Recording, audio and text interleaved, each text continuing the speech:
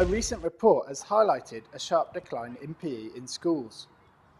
A third of teachers surveyed believe that participation has dropped since government cuts in 2011. A recent £150 million boost to primary schools has been announced, but Farringdon Community Sports College head teacher Howard Kemp says PE is vital in all levels of education.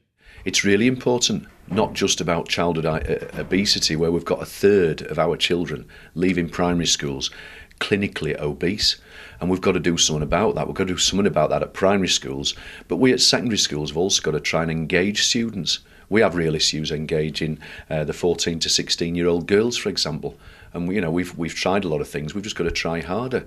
We've got to get them involved in sport, because not only is it sport for sport's sake, it's healthy living, and it helps in terms of learning, in terms of brain action, in terms of letting off steam, in terms of exercise. There's all sorts of benefits. I think it's absolutely essential to a balanced school curriculum.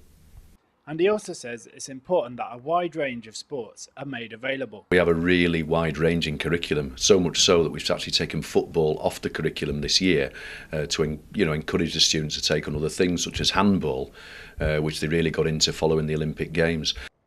Sunderland's Councillor for Health, Wellness and Culture, John Kelly, says it's something the council are working towards. What I want to see sports brought back that have perhaps been sort of put on the sideline, for instance javelin, where it's deemed to be unsafe. I think that if we're going to have the next generation of champions, then we need to make sure we've got a wide variety of sport that youngsters can get involved in, and we as an authority have to try and work with the schools to give a really good steer, and to work with the clubs so that when the children do come through, it gives them an opportunity to move on to clubs at a later date.